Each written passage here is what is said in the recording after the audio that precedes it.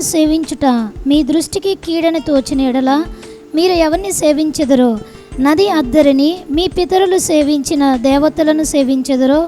అమోరీల దేశమున మీరు నివసించుచున్నారే, వారి దేవతలను సేవించెదరో? నేడు మీరు కోరుకొనుడి, మీరెవరిని సేవింప కోరుకొనినను నేనును నా ఇంటి వారును యెహోవాను సేవించెదము అనెను. అప్పుడు యెహోషువ, మీరు యెహోవానే సేవించదమని ఆయనను కోరుకున్నందుకు మిమ్మను గూర్చి మీరే సాక్షులై ఉన్నారని అనగా, వారు మేమే సాక్షులమని అనిరి. 20వ వచనాన్ని చదువుదాం. మీరు యెహోవాను విసర్జించి అన్య దేవతలను సేవించిన ఎడల ఆయన మీకు మేలు చేయువాడనైనను మనసు త్రిప్పుకొని మీకు కీడు చేసి మిమ్మను క్షీణింపచేయుననగా, జనులు అట్లు కాదు, మేము యెహోవానే సేవించదమని యెహోషువతో చెప్పిరి. బైబిల్ చెప్తుంది, హృదయాలను అంతరేంద్రియాలను పరిశోధించు నీతిగల దేవా అంటున్నాడు కీర్తనాకారుడు. దేవునికి స్తోత్రం. సమూయేలు అంటున్నాడు, ఆయన మనుషులను పై రూపాన్ని చూచే దేవుడు కాడు, ఆయన హృదయాలను చూచే దేవుడు. మనుషుల పై రూపాన్ని లక్ష్య పెట్టే దేవుడు కాదు, ఆయన హృదయాలను లక్ష్య పెట్టే దేవుడు. దేవుడికి మన హృదయంలో దేవుని మీద ఏ కోరిక ఉందో, ఏ ఆశ ఉందో, దేవుని బిడ్డలారా, మనకి దేవుని మీద ఏ శ్రద్ధ ఉందో, ఏ భక్తి ఉందో అదంతా కూడా దేవుడు గమనిస్తూ ఉన్నాడు. తను చేసిన తీర్మానాన్ని తెలియజేస్తున్నప్పుడు అతడు చెప్పిన మాట ఏంటి అంటే, నేను నా ఇంటి వారు కూడా యెహోవానే సేవించుదాం. ఆ తరువాత ఇశ్రాయేలీయులందరూ పలుకుతున్న మాటను మనం చూసాం. అమ్మో, మేము అన్య దేవతల్ని ఇతరులను సేవించి క్షీణత కలుగు చేసుకో, మేము కూడా యెహోవానే సేవిస్తాము అని సెలవిస్తూ ఉన్నారు. అందుకనే అతను కనానులో ప్రవేశించాడు. ఐగుప్తు దేశం నుండి వచ్చిన ఎవ్వరు కూడా కనానులో ప్రవేశించలేకపోయారు. అందరూ ఉద్దేశం ఏంటి, అందరి కోరిక ఏంటి అంటే, ఐగుప్తు నుంచి వచ్చేటప్పుడు మేమందరం కనాను చేరుకుంటాం, దేవుడిచ్చిన అక్కడ ఆశీర్వాదాలన్నీ పొందుకుంటాం, దేవుడు మాకు ఇచ్చిన సంతోషం అంతా కూడా తీసుకుంటాం అనుకున్నారు. కానీ ఎవరు తీసుకోలేకపోతున్నారు. కానీ యెహోషువ ఒక్కడు మాత్రం మొత్తం ఆశీర్వాదాలన్నీ పొందుకోవడానికి ఐగుప్తు మొదలు నుండి కనానుకు వచ్చే వరకు కూడా అతడు చక్కటి దీవెనలు పొందుకున్న వ్యక్తిగా, కనాను ఆశీర్వాదములో ప్రవేశించిన వ్యక్తిగా మనం చూడగలుగుతున్నాం. దేవునికి స్తోత్రం. కనాను అనేది ఒక గొప్ప విశ్రాంతిని తెలియజేస్తూ ఉంది, ఒక గొప్ప సమాధానాన్ని తెలియజేస్తూ ఉంది, ఏ భారము లేని ఒక సంతోషాన్ని తెలియజేస్తూ ఉంది, ఒక నెమ్మదికరమైన పరిస్థితిని తెలియజేస్తూ ఉంది. ఇలాంటి శ్రేష్టమైన జీవితానికి యెహోషువ తీసుకురాబట్టబడడానికి కారణం ఏంటి అంటే, ఐగుప్తు నుండి వచ్చేటప్పటి నుండి కనానులో ప్రవేశించేంత వరకు అతని హృదయంలో ఉన్న కోరిక ఏంటి అంటే, నేను దేవుణ్ణి సేవించాలి, తరువాత నా కుటుంబం అంతా దేవుణ్ణి సేవించాలి. దేవునికి స్తోత్రం.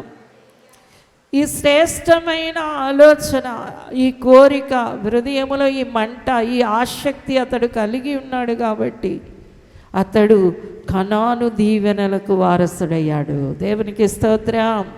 ఐగుప్తులో నుండి వచ్చిన ఒక్కరు కూడా కనానులో ప్రవేశించలేదు. నిండు మనసుతో దేవుణ్ణి అనుసరించిన కాలేబు ఒకడైతే, రెండోది యెహోషువ మరొకడు. అతని హృదయంలో ఉన్నది ఒకటే ఒక కోరిక. ఏ కోరిక అంటే, నేను నా ఇంటి వారు దేవుడినే సేవిస్తాం. దేవునికి స్తోత్రం. ఆయన్ని సేవించాలి, ఆయన పూజించాలి, ఆయన గణపరచాలి. ఈ కోరిక తప్ప అతనికి ఏ కోరిక లేదు. అందుకని ఇశ్రాయేలీయులతో చెప్తున్నాడు, మీరు ఎలా ఉన్నా కూడా అందరితో మనం ఒక్కళ్ళం అనుకునే జీవితాలు కొందరు ఉంటాయి. అందరూ అలా వెళ్ళినప్పుడు నేను మాత్రం ఏం చేయగలనండి, నేను కూడా అటు వెళ్ళిపోతాను, అందరూ ఎటు వెళుతున్నారు, నేను కూడా అటు వెళ్ళిపోతాను అనే జీవితాలు ఉంటాయి. కానీ ఈ వ్యక్తి అంటున్నాడు, ఎవ్వరు ఎలా పోయినా సరే నేను నా ఇంటి వారు యెహోవానే సేవించుదాం.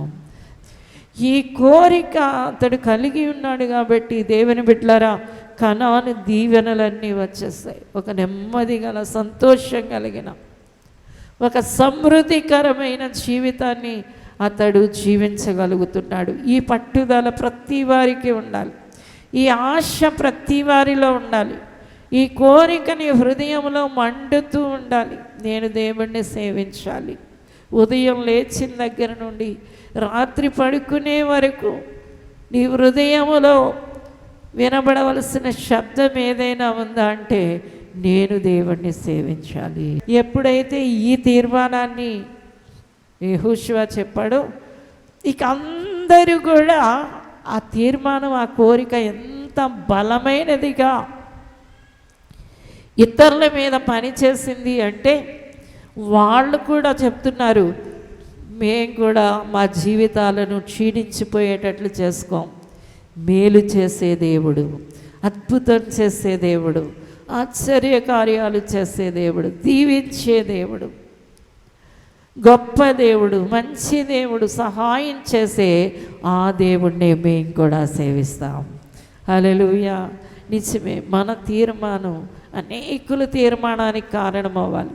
మన చుట్టుపక్కల ఉన్న వారందరూ కూడా, నీ చుట్టుపక్కల ఉన్న వారందరూ కూడా ఒక ప్రభావితం చెందాలి అంటే, వీరు అనుసరించే దేవుణ్ణి నేను కూడా అనుసరించాలి అంటే, నీ కోరిక ఒక అగ్నిలాగా మండుతూ ఉండాలి. దేవునికి స్తోత్రం. హల్లెలూయా. అగ్ని వలె మండుతూ ఉండాలి. నేను దేవుణ్ణి సేవిస్తాను, నాకు మేలు చేసే దేవుణ్ణి సేవిస్తాను, నాకు సమృద్ధి ఇచ్చే దేవుణ్ణి సేవిస్తాను, నాకు సహాయం చేసే దేవుణ్ణి సేవిస్తాను, నన్ను ఆదుకునే దేవుణ్ణి నేను సేవిస్తాను, నా ఇంటి వారు సేవించేటట్లు చేస్తాను.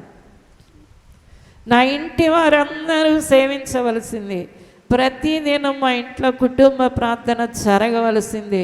కుటుంబంగా కలిసి దేవుణ్ణి స్తుతించవలసిందే.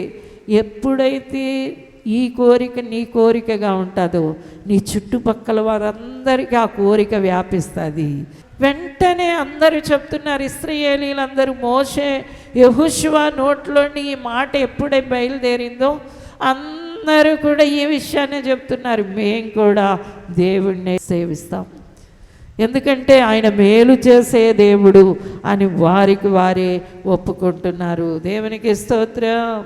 హల్లెలూయా, హల్లెలూయా. ఆయన మేలు చేయువాడు కాబట్టి మేము ఎందుకు కీడు అనుభవించాలి, మేమెందుకు కష్టం అనుభవించాలి, మేమెందుకు శ్రమ అనుభవించాలి, ఆయన్ని పూజించకుండా ఈ శ్రమలో మేము ఎందుకు ఉండిపోవాలి అని వాళ్ళకు వాళ్ళే మనసు తిప్పుకున్నారు, బుద్ధి మార్చుకున్నారు.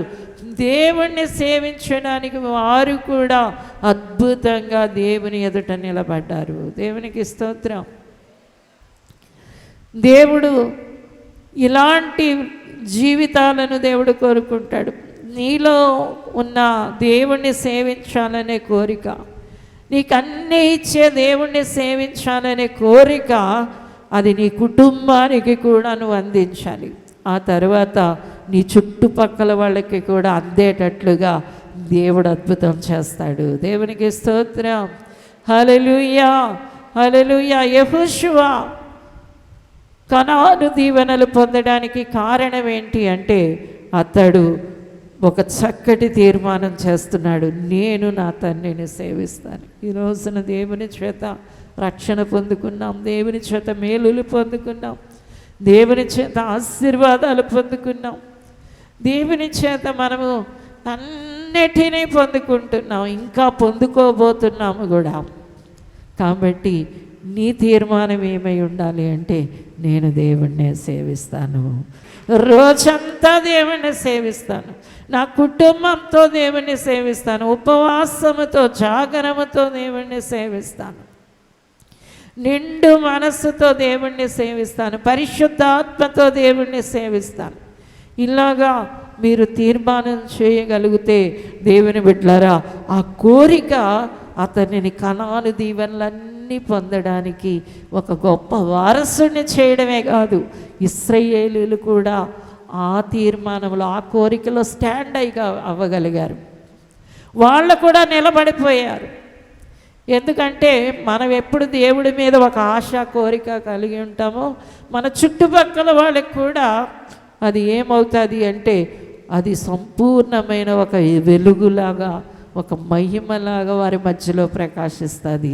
దేవునికి స్తోత్రం. అందుకని యెషయా గ్రంథం 60లో అంటున్నాడు, మొదటి వచనంలో, లెమ్ము తేజరిల్లు, యెహోవా మహిమ నీ మీద ప్రకాశించింది అంటే తర్వాత ఏం జరుగుతుందంటే రాజులు నీ వెలుగుకు వస్తారు, ప్రజలు నీ ఉదయ కాంతికి వస్తారు.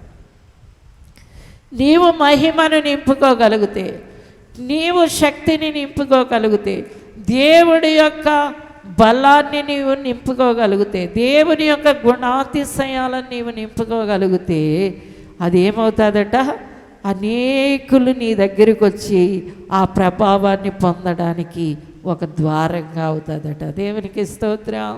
ఒక మనిషి వర్ధిల్లాడు, ఒక మనిషి గొప్పగా ఉన్నాడు ఆత్మీయతలో అనేది ఎలా చెప్పగలమో చెప్పనా? దేవుని బిడ్డలారా, నీతో 10 మంది రావడమే. నేను చాలా బలముగా ఉన్నానండి ఆత్మీయతలో, నేను చాలా శక్తిగా ఉన్నానండి ఆత్మీయతలో, నేను చాలా గొప్పగా ఉన్నానండి ఆత్మీయతలో అని మీరు నోటితో చెబితే దానివల్ల ఏం ప్రయోజనం లేదు. మీరు అనుకుంటున్నారు కానీ అసలైన ఆత్మీయత 10 మందిని నీ దగ్గరికి లాక్కుని వస్తుంది.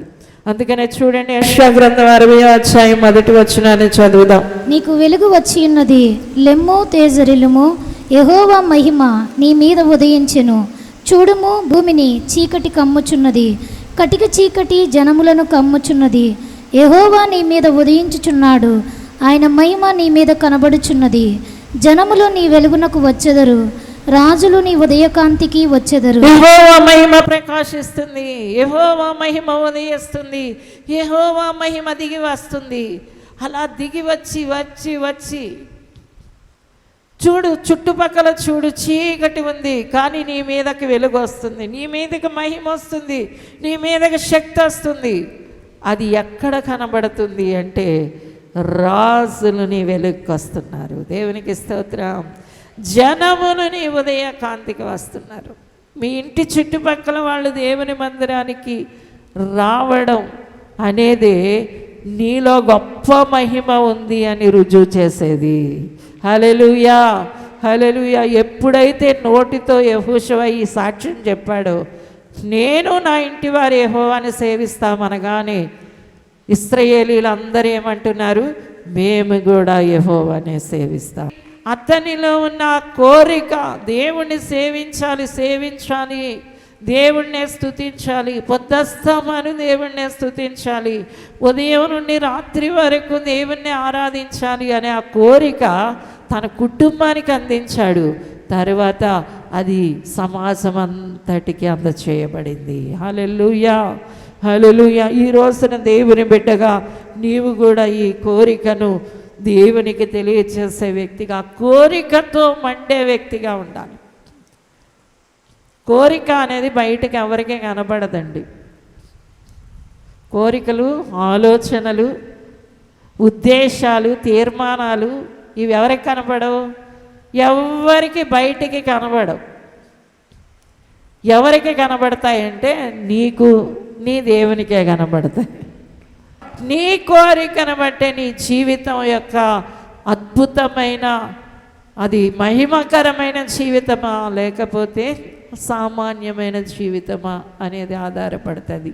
కాబట్టి ప్రతి దేవుని బిడ్డ కూడా నా లోపల ఏ కోరిక ఉంది ప్రభా, నీ కోరికలు నాలో ఉండాలి, నా హృదయంలో నీ కొరకైన ఆశ ఉండాలి, నీ కొరకైన కోరిక ఉండాలి. మొట్టమొదటి కోరిక యెహోషువ చెప్తున్నాడు, నాకు దేవుణ్ణి సేవించాలని కోరిక. ఆ కోరిక యొక్క ఆశీర్వాదం ఎంతగా వ్యాపించిందంటే తన కుటుంబానికే కాదు, ఇశ్రాయేలీయులు ఆ సమాజం అంతటికీ వ్యాపించింది. ఆ కోరికే అతన్ని కనాను సమృద్ధిలో నిలబెట్టింది. తరువాత చూడండి, ద్వితీయోపదేశకాండం 30వ అధ్యాయం 20వ వచనాన్ని చూద్దాం. నీ పితరులైన అబ్రహాము, ఇస్సాకు, యాకోబులకు ఆయన ప్రమాణము చేసిన దేశములో మీరు నివసించినట్లు యెహోవాయే మీ ప్రాణమునకును నీ దీర్ఘాయుష్నుకు మూలమై ఉన్నాడు. కాబట్టి నీవును నీ సంతానమును బ్రతుకుచు నీ ప్రాణమునకు మూలమైన నీ దేవుడైన యెహోవాను ప్రేమించి ఆయన వాక్యమును విని ఆయనను హత్తుకున్నట్లు జీవమును కోరుకునుడి. 19వ వచనాన్ని కూడా చదువుదాం. నేడు జీవమును మరణమును ఆశీర్వాదమును శాపమును నేను నీ ఎదుట ఉంచి భూమి ఆకాశములను మీ మీద సాక్షులుగా పిలుచుచున్నాను. హల్లెలూయా. దేవుడు రెండు పెట్టాడట. ఒకటి జీవం పెట్టాడు, ఇంకొకటి మరణం పెట్టాడు. ఒకటి ఆశీర్వాదం పెట్టాడు, ఇంకొకటి శాపం పెట్టాడు. ఇశ్రాయేలీయులతో అంటున్నాడు, నీవు జీవాన్ని కోరుకో. దేవునికి స్తోత్రం. హల్లెలూయా. నీవు జీవాన్ని కోరుకో. నువ్వు జీవాన్ని కోరుకోవాలి. ఎందుకంటే నువ్వు జీవాన్ని కోరుకోకపోతే మరణం వచ్చేస్తుంది. నువ్వు ఆశీర్వాదాన్ని కోరుకోకపోతే శాపం వచ్చేస్తుంది. చూడండి, మన కోరిక ఏమై ఉండాలి? జీవమై ఉండాలి. మన కోరిక ఏమై ఉండాలి? ఆశీర్వాదమై ఉండాలి. నీ కోరిక ఆశీర్వాదం అయితే, నీ కోరిక జీవం అయితే మరణం దాటిపోతుంది. హల్లెలూయా. శాపం దాటిపోతుంది.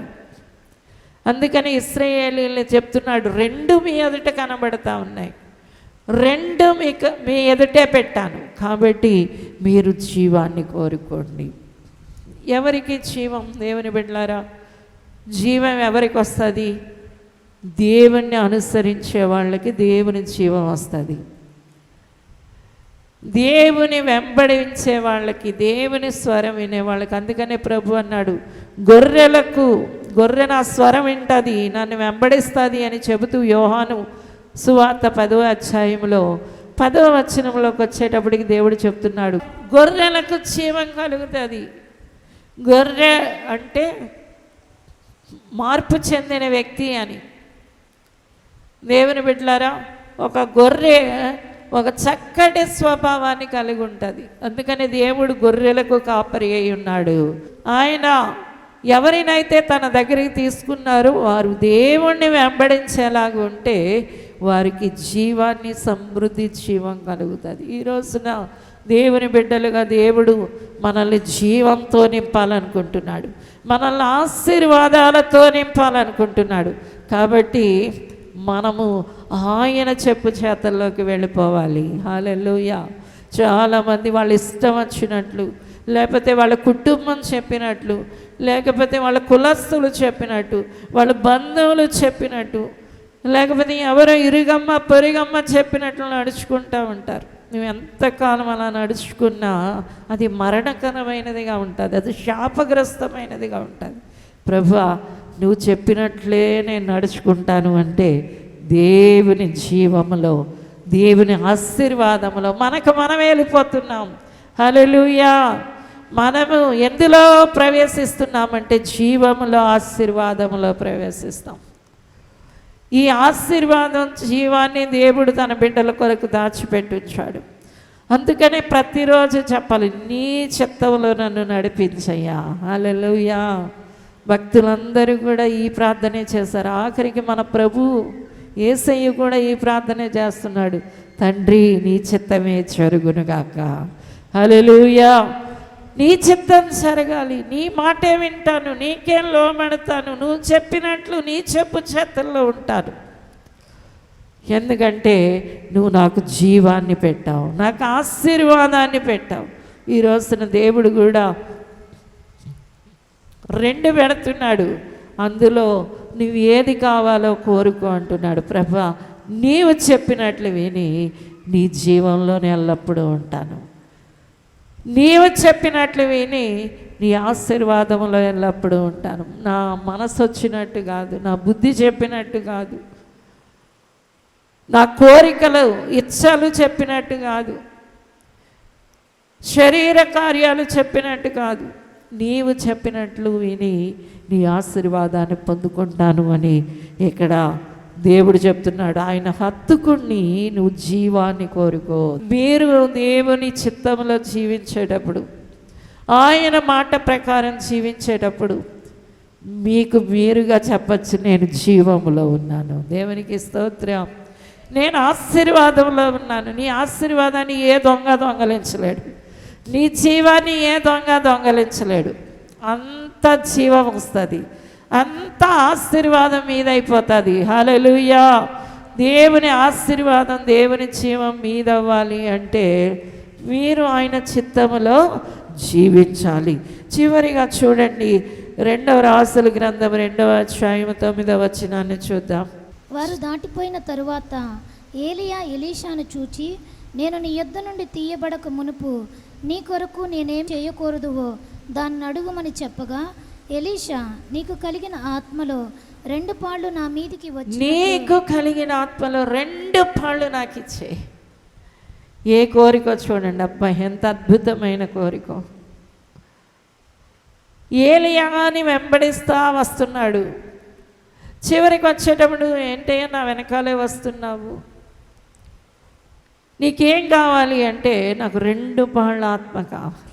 ఈ రాసును కూడా దేవుని దగ్గరికి వచ్చిన వాళ్ళు ఏం కావాలో గొప్ప వాటిని అడగడం లేదు, చిన్న చిన్న వాటిని అడిగి సరిపెట్టేసుకుంటున్నా. ఇక్కడ అంటున్నాడు ఎలీషా, నాకు 2 అంతలు, అతనికి ఉన్నదే 1. అందుకని అన్నాడు, బాబోయ్ నీ కోరిక విపరీతంగా ఉంది అంటున్నాడు ప్రవక్త అయిన ఏలియా. నాకున్నదే 1 ఆత్మ, 1 పాళ్ళ ఆత్మ దేవుడిచ్చాడు. ఇప్పుడు నువ్వు ఎన్ని అడుగుతున్నావు? 2 పాళ్ళు ఇవ్వి అని అడుగుతున్నా. బాబాయ్ నీ కోరిక ఎంత గొప్పదో. అయితే ఇదిగో నేను అగ్నిరథాల మీద వెళ్ళిపోయేటప్పుడు పైకి చూడు, దేవుడు నిన్ను కనికరించేస్తాడేమో అన్నాడు. అలాగే పొందుకున్నాడు. ఏలియా 7 అద్భుతాలు చేస్తే ఎలీషా 14 అద్భుతాలు చేశాడు. నీ జీవితం అద్భుతంగా ఉండాలి, గొప్పగా ఉండాలి, ఘనంగా ఉండాలి, 10 మంది మెచ్చుకునే రీతిగా ఉండాలి, విశేషంగా ఉండాలి అంటే అది ఎలా జరుగుతుంది? అది ఎలా జరుగుతుంది? ఏమండి నాలాంటి వాడికి జరుగుతుందా? నాలాంటి దానికి జరుగుతుందా అనుకుంటారు. ఎవరు కోరుకుంటే వాళ్ళకే జరిగేస్తుంది, ఎవరు అడిగితే వాళ్ళకే జరుగుతుంది, ఎవరు కోరుకుంటే వాళ్ళకే జరుగుతుంది. గొప్పోళ్ళందరూ పైనుంచి ఊడిపడలేదు, వాళ్ళు కోరుకున్నారు, పొందుకున్నారు. హల్లెలూయా, హల్లెలూయా. దేవుడు అంటున్నాడు, నీకు జీవాన్ని ఇవ్వడానికి సిద్ధంగా ఉన్నాను. నువ్వు నిరంతర జీవితం, నీకు ఆశీర్వాదాలు ఇవ్వడానికి నేను సిద్ధంగా ఉన్నాను. అంతేకాదు నీకు ఆత్మనివ్వడానికి సిద్ధంగా ఉన్నాను, కనానునివ్వడానికి సిద్ధంగా ఉన్నాను. నీవు కోరుకో. దేవునికి స్తోత్రం. హల్లెలూయా. అందరూ కూడా దేవుని సన్నిధిలో ఒక తీర్మానానికి రావాలి. ప్రభువా శ్రేష్టమైనవి గొప్ప వాటిని పొందుకోవాలని ఆ కోరిక నాలో మండాలి, అది రగలాలి. ఆ కోరికతో నా జీవితం నిండుకోవాలి. దేవుణ్ణి సేవించాలి అనే కోరిక, జీవములో ప్రవేశించాలి అనే కోరిక, తర్వాత 2 పాళ్ళ ఆత్మని పొందుకోవాలనే కోరిక. ఈ కోరిక నీ జీవితాన్ని పరిశుద్ధమైన తండ్రి, కృపగల దేవా, అయ్యా ఇదిగో వాక్యం వింటున్న నీ బిడ్డలందరినీ నువ్వు చూస్తున్నావయ్యా. వారి హృదయం నీ కోరికలతో నింపబడునుగాక, నీ ఆశలతో నింపబడునుగాక, నీ కొరకైన వాంఛలతో నింపబడునుగాక. ప్రతి వారిని తాకండి నాయనా. అయ్యా నీ సన్నిధిలో ఉండి ఏమి కోరుకోవాలని బిడ్డలకు నేర్పించండి అయ్యా. జీవాన్ని కోరుకునేవారిగా అయ్యా, ఆశీర్వాదాన్ని అయ్యా, నిన్ను సేవించడాన్ని అయ్యా నీ బిడ్డలు కోరుకుందరుగాక. చీకటి, లోకం, పాపము అనే ఆశలు చచ్చిపోవాలి నాయన. నీ కొరకైన ఆశ నీ బిడ్డల్లో రగులునుగాక, మండనుగాక. అయ్యా నీ కొరకైన బలమైన కోరిక కలిగి ఎందరుగాక. ఆశీర్వదించమని యేసునామమున అడుగుచున్నాము తండ్రి, ఆమేన్. భీమవరంలో అభిషేక స్వస్థత కూడిక జనవరి 28వ తేదీన ఉదయం 9 గంటల నుండి ప్రారంభించబడును. ముఖ్య ప్రసంగికులు సిస్టర్ క్యాథరిన్ గారు, దహించు అగ్ని మినిస్ట్రీస్, రాజమహేంద్రవరం. రోగములతో ఉన్నారా? చేతబడి శక్తుల చేత పీడింపబడుతున్నారా? అప్పుల సమస్యలతో ఉన్నారా? ఈ కూడికలో మీ ప్రతి సమస్యకు ప్రార్థన చేయబడును. స్థలం PCR function hall, K11 gym ఎదురుగా, పిపి రోడ్, చినరంగానిపాలెం సెంటర్, భీమవరం. వరంగల్లో దహించు అగ్ని సేవకుల సదస్సు జనవరి 29వ తేదీన ఉదయం 10 గంటల నుండి ప్రారంభించబడును. ముఖ్య ప్రసంగికులు డాక్టర్ థామస్ గారు, దహించు అగ్ని మినిస్ట్రీస్, రాజమహేంద్రవరం. స్థలం new Jerusalem Baptist church, circuit house, life line hospital road, Warangal. మరిన్ని వివరాలకు 9494940072 మరియు 73. రాజమహేంద్రవరంలో దహించు అగ్ని విస్ఫోటన సదస్సు, యూదా గోత్రపు సింహముల సమావేశం 2026 ఫిబ్రవరి 2, 3, 4, 5 తేదీలలో ప్రతిరోజు ఉదయం 9 గంటల నుండి ప్రారంభించబడును. ముఖ్య ప్రసంగికులు ప్రవక్త టీచర్ థామస్ గారు, కేరళ. డాక్టర్ జయశీలన్ గారు, చెన్నై. డాక్టర్ థామస్ గారు, డాక్టర్ శివ థామస్ గారు, దహించు Agni ministries, Rajamahendravaram. Registration fee 100 రూపాయలు మాత్రమే. దూర ప్రాంత ప్రజలకు భోజనం మరియు వసతి సదుపాయం కలదు. స్థలం దహించు అగ్ని ఆడిటోరియం, నటరాజ్ థియేటర్, రాజమహేంద్రవరం. మరిన్ని వివరాలకు 9494940072 మరియు 73. రాజమహేంద్రవరంలో దహించు అగ్ని అభిషేక ఆదివారపు ఆరాధన ఇప్పుడు ప్రతి ఆదివారం ఉదయం 9:30 నుండి ప్రారంభించబడును. తప్పక పాలు పొందండి, దైవిక ఆశీర్వాదం పొందండి. స్థలం దహించు అగ్ని ఆడిటోరియం, నటరాజ్ థియేటర్, రాజమహేంద్రవరం. మీ ప్రార్థన అవసరతలకు 9494940072 మరియు 73. ఈ టీవీ కార్యక్రమాన్ని చూసి ఆశీర్వదించబడినట్లయితే దహించు అగ్ని టీవీ పరిచర్యకు మరియు బ్లెస్సింగ్ ల్యాండ్ కు సహకరించండి. Dahinchu Agni trust current account number 357222444370, State Bank of India, main branch, Rajamahendravaram. My address doctor Thomas, Dahinchu Agni ministries, తుమ్మలోవా, Rajamahendravaram.